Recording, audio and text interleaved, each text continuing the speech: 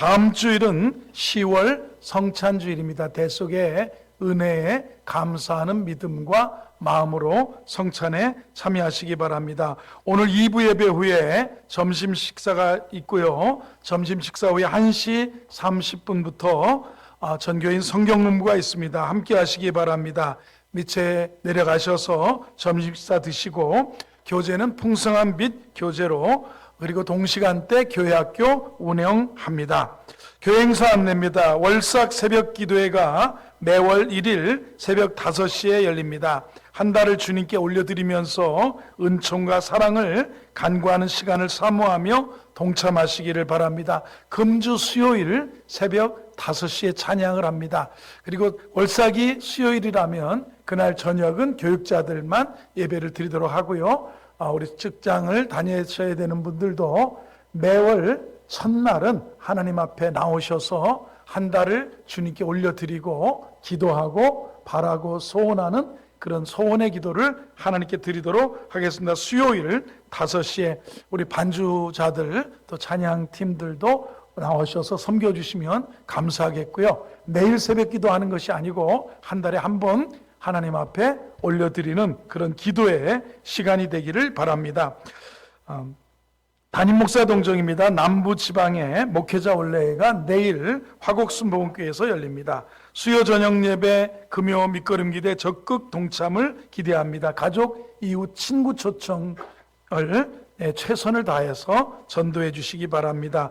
헌금은 여러분이 현장에서도 그리고 온라인으로도 참여하실 수 있습니다. 본당 청소 및 쓰레기 분리수거 이번 주에 에베네셀 목장에서 섬겨주시겠습니다. 다음 주말, 이번 주말 되면은 이제 추석 명절이 시작됩니다. 여러분들 마음이 분주하시겠지만 늘 하나님 앞에 온 가족이 화목한 가운데 추석 명절을 맞이하시고 다음 주일 예배 그리고 월요일이 추석이고 연휴가 깁니다. 해외에 가시는 분 많이 이렇게 말씀하시는 분이 없어서 잘 모르겠는데 여러분 건강하게 추석 명절 맞이할 수 있도록 그렇게 해주시기 바라겠습니다. 전후좌우에 계신 분들에게 오늘도 잘 오셨습니다. 은혜 받으시기 바랍니다. 해보겠습니다. 아멘. 오늘 새벽부터 비가 많이 내리고 있습니다. 우리가 예배 마치면 12시쯤 그친다 그럽니다. 온 성도들 같이 내려가셔서 국수 드시고 또 오후에 성경 공부하시고 돌아갈 수 있기를 바라겠고요. 오늘은 성령의 은사들 이런 제목으로 하나님 말씀 통해서 은혜 받도록 하겠습니다. 고양이가 있었습니다. 쥐가 있습니다. 고양이에게 쫓기던 쥐가 이리저리 도망가다가 결국은 쥐구멍으로 들어갔습니다. 그런데 고양이는 돌아가지 않고 쥐구멍 앞에서 계속 그르렁거리면서 쥐가 나오기만을 기다리고 있습니다. 그래서 쥐가 견디다 못해서 소리를 쳤습니다. 멍멍 했어요. 그랬더니 쥐가 찍찍을 해야 되는데 고양이가 갑자기 멍멍 소리를 듣고 놀래가지고 숙적 고양이가 왔구나 하고 고양이가 내뺐다는 그런 얘기입니다. 그래서 그 소리에 고양이가 깜짝 놀라 도망갔고요. 친구 쥐들이 신기해서 쥐한테 물었습니다. 야, 너 지금 무슨 소리 낸 거냐? 그랬더니 쥐가 대답했습니다. 방언 기도한 거야. 그러더라는 거예요. 이 세상을 살아가는 동안 우리는 악한 세력, 악한 영의 공격을 받을 때가 있습니다. 인생과 신앙의 위기를 만나기도 하고 기도조차 할 수 없는 막막함과 암담함을 그런 상황에 놓일 때가 있습니다. 이때 방언의 은사를 받은 사람들은 말할 수 없을 때 나도 모르게 하나님 앞에 방언으로 막 기도해서 악한 공격을 이기고 위기 상황을 극복하는 성도들을 우리가 보고 여러분이 경험해 왔으리라고 믿습니다. 그 어려움을 떨쳐내고 자리를 박차고 벌떡 일어날 때의 기도입니다.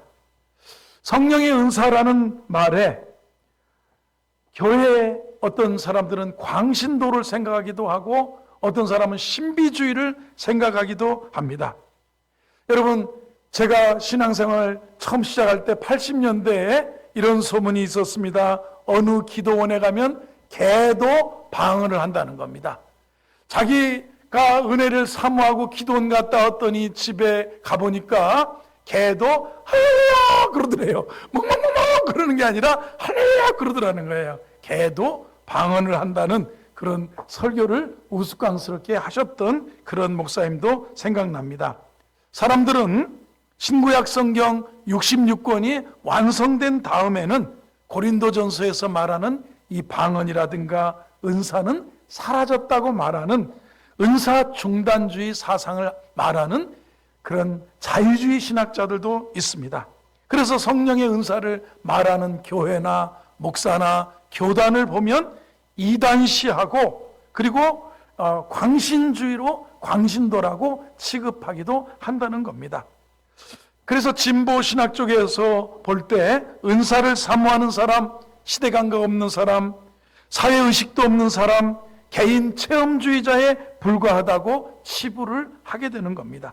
그런데 교회 안에 있는 그런 열렬함과 뜨거움과 성령의 은사를 사모하는 그런 성령 충만한 사람들은 방언하지 못하는 사람을 성령 받지 못한 사람으로 취급하고 무시하기도 합니다.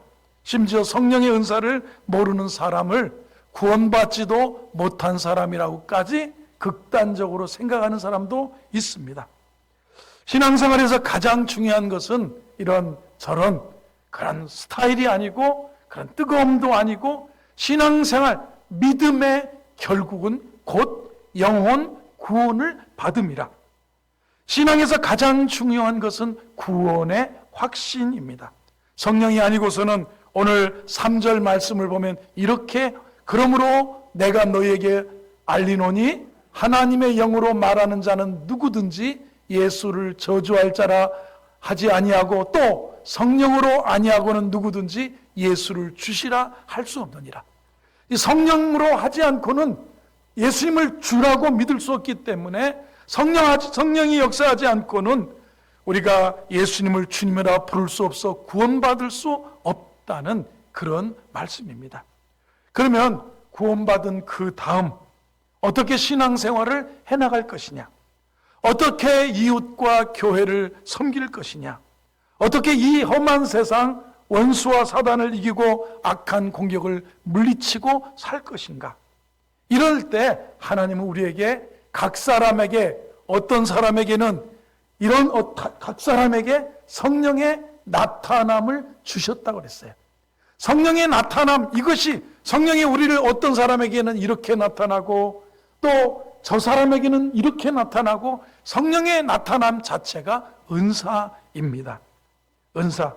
신비하게 생각하지만 영어로는 기프트입니다. 선물입니다. 하나님의 은혜로 거저주시는 선물입니다. 어떤 사람에겐 지혜를 주시고 어떤 사람에겐 지식을 주시고 어떤 사람에게는 영적인 신령한 분별을 주시고 또 방언을 말하고 예언도 하고 병을 고치고 믿음 가지고 사역과 사명을 감당하고 능력을 행하는 그런 일도 하게 하시는 하나님의 은혜로 주시는 선물, 각 사람에게 나타남, 성령의 나타남, 이게 선물이에요. 이게 은사예요. 나를 통해서 나타내시는 성령, 각 사람에게 성령의 나타냄을 주시는 7절 말씀을 보겠습니다. 각 사람에게 성령을 나타내심은 이것이 은사라는 말이에요. 여러분에게는 어떤 게 나타나든가요? 무엇이 나타납니까? 지혜가 아니면 참 분별을 잘해. 참 어떤 사람 믿음이 좋아. 안 될 것 같은데도 믿습니다 하고 추진하고 믿고 의지하고 나가는 거예요.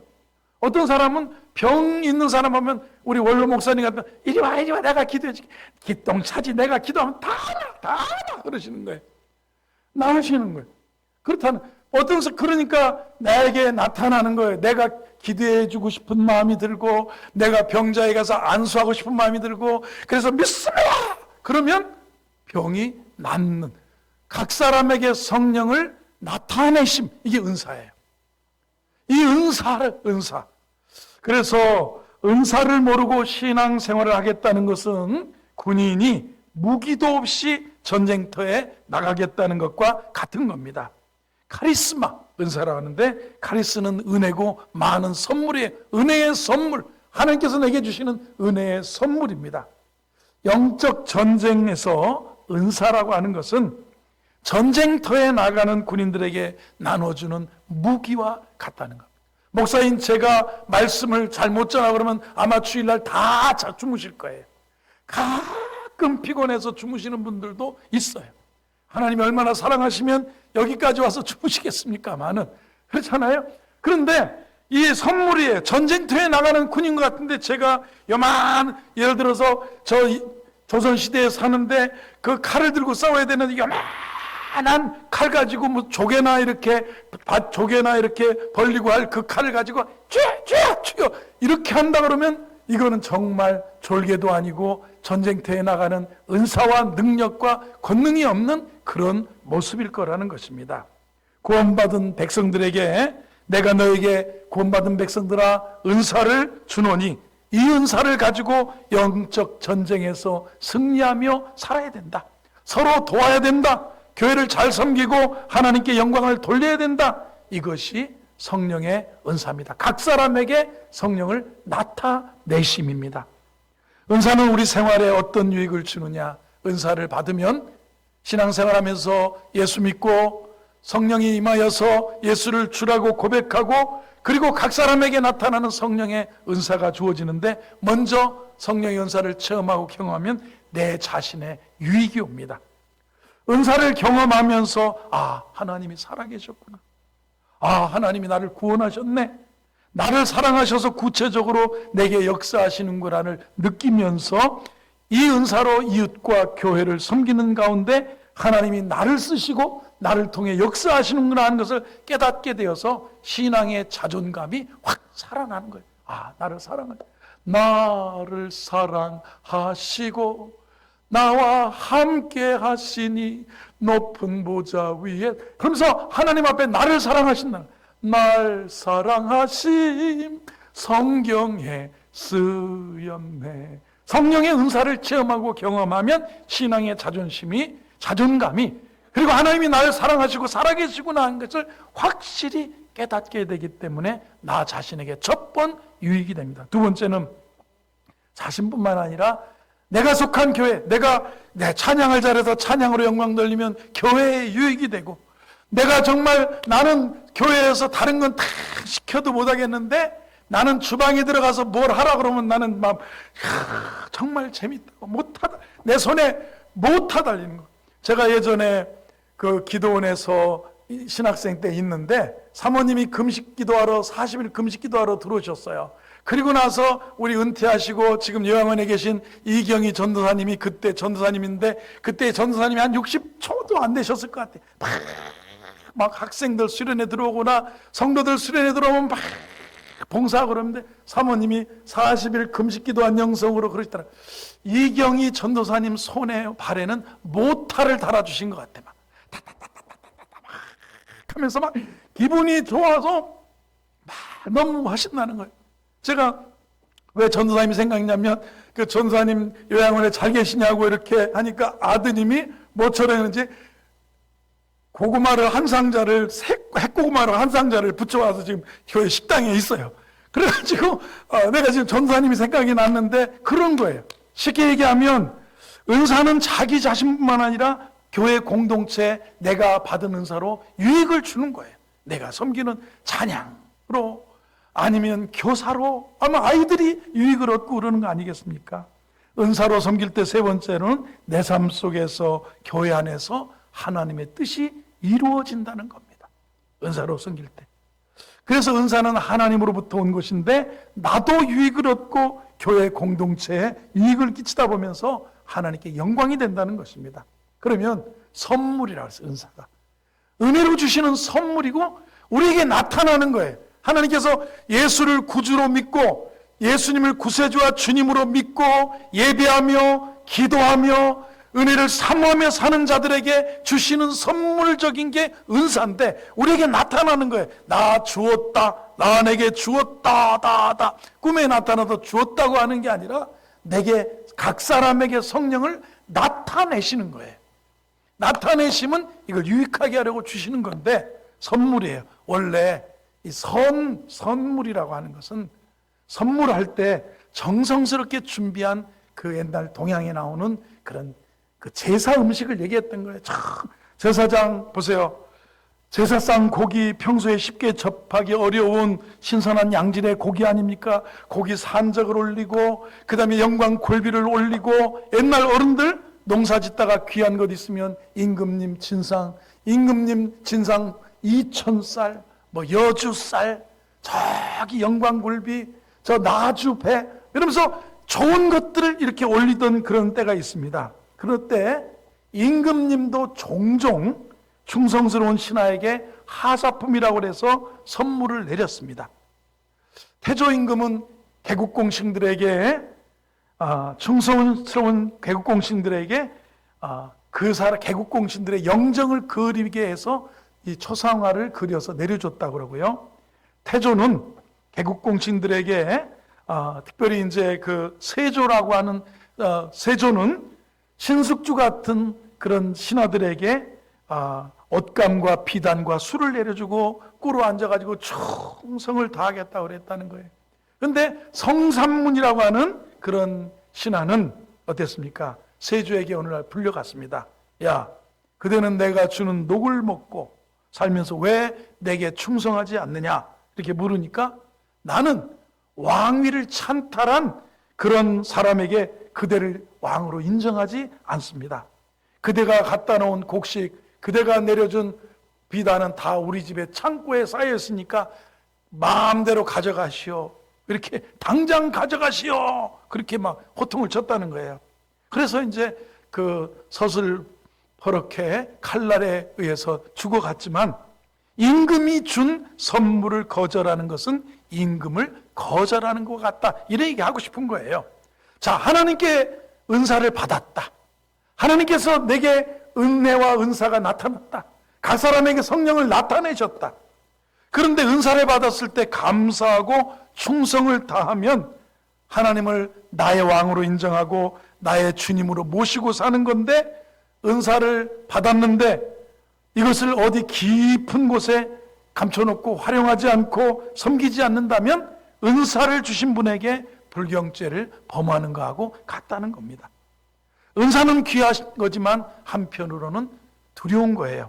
은사를 받았을 때 거기에 대한 열매가 있어야 되고 그것을 활용하고 섬김이 있어야 됩니다. 이게 달란트 비유입니다. 5달란트 받은 사람, 2달란트 받은 사람 활용하고 충성하여 남겼습니다. 근데 1달란트 받은 사람은 갖다가 묻어놨어요. 결산할 날이 돼서 결산하려고 할 때 당신은 굳은 사람이라 심지 않은 데서 거두고 해치지 않은 데서 모으는 줄 알았으므로 내가 이것을 갖다가 이렇게 묻어놨다. 이 당신 것 드립니다. 나는 심지 않은 데서 거두고 해치지 않은 데서 모으는 줄 알았다냐 하면서 그것을 빼앗아서 남기고 활용해서 남겼던 5달란트 받은 사람에게 다시 주었다는 그런 이야기입니다. 성령의 은사를 많이 받았다는 사람 중에 은사를 성령님을 심부름꾼 정도로 생각하는 사람이 있습니다. 요술램프의 지니처럼 생각하고 금나와라 믿습니다. 될 줄로 믿습니다. 할지어다. 될지어다. 이런 식으로 명령하고 이게 신앙에 그런 기도할 때가 있어요. 그런데 은사를 주신 분이 나의 왕이고 내 주님이라는 것을 확신한다면 자신이 주인인 줄 알고 자신이 그 왕인 줄 알고 자신이 자기의 어떤 것을 위해서 활용하고 사용해서는 안 된다는 것입니다. 그래서 성경을 연구하고 성경을 살피지 않으면 그리고 은사를 달라고 하고 은혜를 달라고만 때를 쓰는 사람이 있는데 여러분 성경을 연구하고 살피면서 기도하셔야 될 줄로 믿습니다. 그런데 어떤 분에게 성경을 잘 살펴가면서 성경을 연구해 가면서 기도하고 은사를 활용하고 사용하세요 그랬더니 목사님 저는 그냥 덮어놓고 믿어요. 그걸 뭘 다 따지고 믿어요. 그러는데 아닙니다. 잘못될 수 있어요. 펼쳐놓고 믿어야 되는 거예요. 하나님 말씀은 펼쳐놓고 살피고 연구하면서 성경이 허락하는 범위에서 성경에 맞는, 성경이 허락하시는 사역과 사명을 감당해야 된다는 것입니다. 성령의 은사가 무엇일까? 기가 막힌 정의가 내리는데 7절을 다시 한번 읽어봅니다. 시작. 각 사람에게 성령을 나타내심은 유익하게 하려 함이라. 성령의 은사가 내게 임했지만 그 은사 자체가 성령이 나에게 나타내신 모습이라는 겁니다. 그 성령을 섬기듯이 은사를 가지고 교회를 섬겨야 된다는 겁니다. 그것을 받아가지고 내 목적을 따라 내가 원하는 방법으로 사용하고 살아가는 것은 교만입니다. 성령님은 그분이 원하시는 사람에게 그분이 원하시는 은사를 주셔서 그분의 목적과 원하는 방법을 따라서 섬기게 하신다는 겁니다. 이것이 이렇게 사는 게 겸손이고 순종이라는 사실이에요. 자, 그러면 이제 오늘 은사에 대해서 다루신 말씀이기 때문에 은사가 몇 종류가 될까요? 성령의 은사가 몇 종류냐? 오늘 고린도전서 12장에는 9가지 종류의 은사가 나옵니다. 로마서 12장에도 나오고요. 그 다음에 에베소서 4장에도 은사가 나옵니다. 이렇게 로마서 12장, 고린도전서 12장, 에베소 4장 이렇게 세 중심 은사를 다루는 곳에서는 20가지가 됩니다.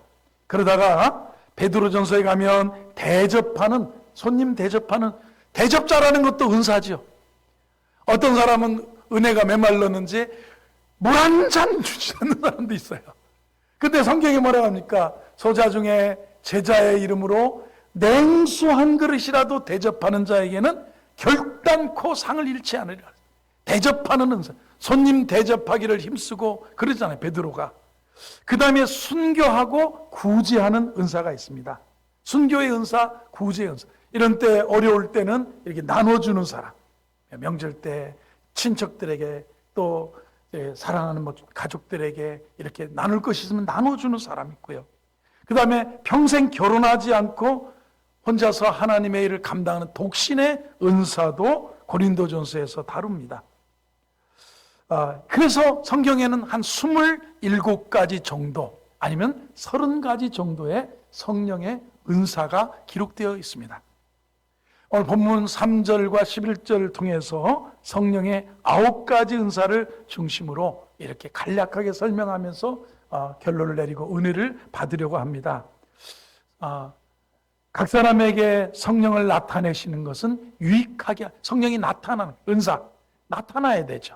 한번 따라하겠습니다. 은사가 나타나야 됩니다. 해보세요.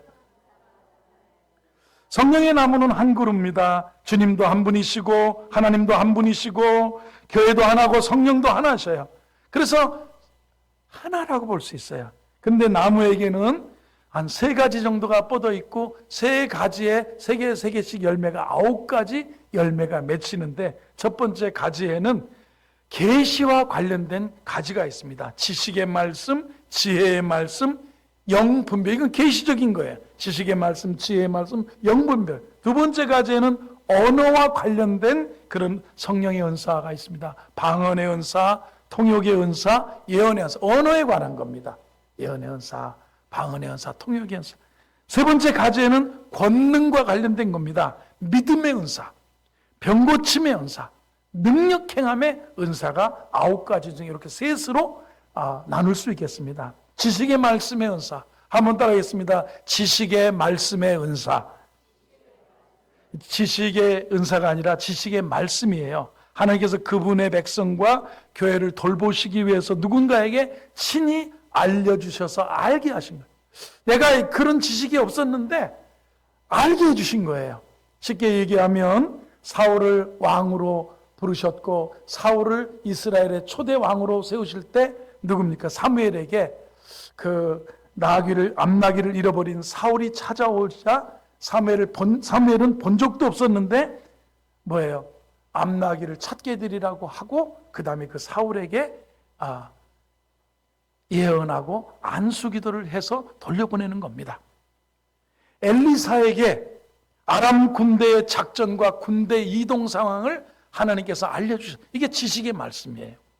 베드로에게 아나니아와 삽비라 부부가 누구처럼 바나바처럼 밭을 팔아가지고 헌금 드립니다. 바나바처럼 칭찬되고 인정받고 하기를 원하는 마음에 들어 이게 다냐 그러니까 다합니다 그랬더니 아니라는 것을 베드로에게 알려주셨습니다. 이게 지식의 말씀입니다.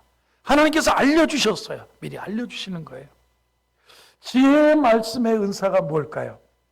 솔로몬의 재판에 나타나는 솔로몬의 지혜가 지혜의 은사입니다. 사실 모성애라는 걸 우리가 알 거예요. 그래서 우리 예를 들면 오은영 상담소 이런 거 보면 오은영 선생님은 공부를 많이 하셔서 이 여러 케이스를 알고 있고 그래서 아이를 딱 보면 이 케이스를 적용하면 치유가 되겠다. 이거 어떻게 보면 지혜가 있는 분이에요. 지식도 그러니까 많은 공부를 통해서 쌓은 지식이 있고 그 지식을 활용할 줄 아는 거예요. 그게 솔로몬은 우리가 모성애를 아는데 다 자기 살아있는 애는 자기 애고 죽은 애는 저 집 애라고 할 때 솔로몬이 진짜냐 하니까 맞다고 그러는데 칼을 가져와라. 그래서 막 흥분되어 있는 상태에서 뭐라고 합니까? 반반 잘라주면 되겠느냐? 그런데 정말 진실이 있는 사람은 그 경황 중에서 내 자식이 반이 잘린다? 죽는다? 이걸 못 견디는 거예요.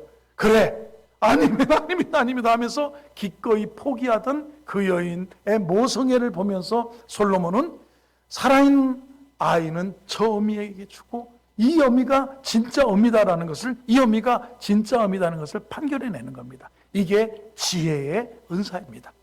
지식을 잘 적용할 수 있는, 여러분 지혜가 있어야 돼요. 지혜가. 한번 지혜 해보세요. 아멘 해보세요. 우리 집 애가 이제 인턴 3개월 하다가 이제 계약직 이제 하고 있는데 엊그제는 막 휴가를 같이 갔다 왔더니 막 맨날 야근이라고 잡혀 있대요. 근데 자기가 기한서를 가장 말도 아닌데 제안서를 4개를 냈대. 제안서를 인턴이 계약직이 제안서를 4개를 냈는데 세상에 3개가 그게 통과가 돼서 수주를 따냈대요. 그래가지고 그러는 거야. 아파. 은근 사람들이 나를 복댕이가 들었다고 말하고 있는 중 은근 나를 복댕이가 들었다고. 그래서 내가 가만히 생각해 봤어요. 그래. 뭐를 보는 그 감각에 그래 어떤 작가를 발굴해서 이렇게 어떤 건물을 짓는데 그 건물의 전면에는 어떤 큰 미술을 그림을 거는 게 좋겠습니다. 어떤 본관의 정문에는 현관에는 어떤 조형물을 설치하는 이거를 이제 어떤 작가의 작품을 막 연구해가지고 그걸 갖다가 이제 이 사람 걸 갖다 하면 좋겠습니다. 제안을 했는데 그 발주한 사람이 오케이 하면 따는데 자기가 40억을 땄대. 아빠는 은근 복덩이라고 한다는. 그래서 제가 생각했어요. 그게 지혜지. 세상을 보면서 작가를 보고 작품을 보고 여기 그런 거라고 생각이 됐어요. 그래도 우리가 이 성령의 은사를 나타내신다. 여러분의 삶의 영역에서 각 사람에게 성령을 나타내신다. 이거는 뭐냐면 분별도 있고 지혜도 있는 거예요. 지혜. 지식의 말씀, 지혜의 말씀인 거예요. 지혜의 말씀의 은사, 예수님이 가이사에게 세금 내는 게 맞습니까? 그러니까 가이사의 것은 가이사에게, 하나님의 것은 이게 똑같은 문장인데 이거를 적당하게 딱 말씀하시니까 꼼짝 못하고 더 이상 덤비지 못하고 가는 거예요. 간음 현장에 끌려온 여인을 사람들 모세의 율법에 의하면 돌로 쳐 죽이라고 그랬는데 선생님은 뭐라고 대답하겠습니까? 막 이렇게 바리새인들이 그렇게 따져 물을 때 너희 중에 죄 없는 자가 먼저, 이 지혜예요. 지혜. 지혜로운 말씀이에요. 여러분에게 각 사람에게 성령을 나타내십니다. 이게 예배하며 사모한다, 그죠? 은사를 사모한다, 예배한다, 하나님 앞에 은사를 사용하기를 원한다. 우리에게 나타나는 거예요. 나타나는 거예요. 이게 자다가 주시는 게 아니고 나타나는 거예요. 구원받은 사람이 하나님의 지혜를 사모하고 은혜를 사모하고 능력을 사모하고 그러면 그게 각 사람에게 성령을 나타내시면서 선물로 주시는 것이다라는 거예요. 지혜의 말씀, 분별의 은사. 어떤 상황이 있을 때 사탄아 물러가라. 너는 나를 넘어지게 하는 자로다.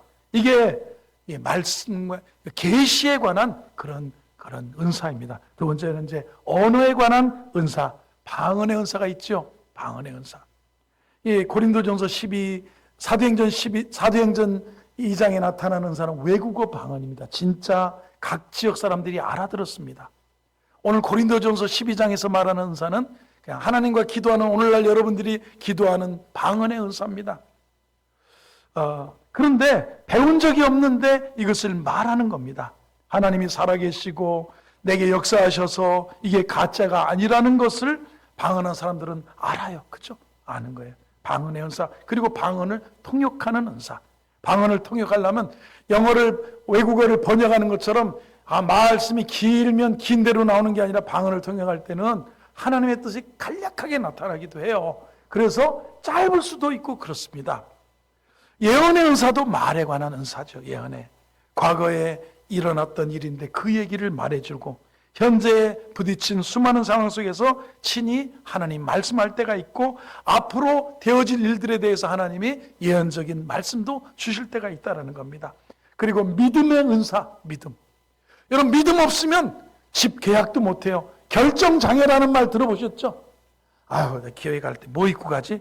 여보, 나 뭐 입고 가야 돼? 알아서 좀 해. 그러면 집을 말아야 돼.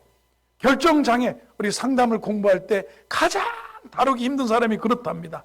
어느 분이 남편이 바람을 펴요. 그래서 이제 집사님인데 막 상담자에 가서 저 어떡하죠?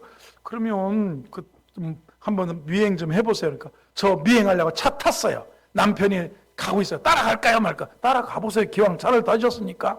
그래 갔대요. 남편이 모텔에 딱 멈췄어요. 근데 어떤 여자도 들어가는데 같이 제가 들어가야 돼요? 말아야 돼요? 또 물어보는 거예요. 그냥 가보세요. 그랬더니 1201호로 들어갔대요. 가야 돼요? 말아야 돼요? 그냥 가보세요. 그랬대요. 문 앞에 왔는데 어떡할까요?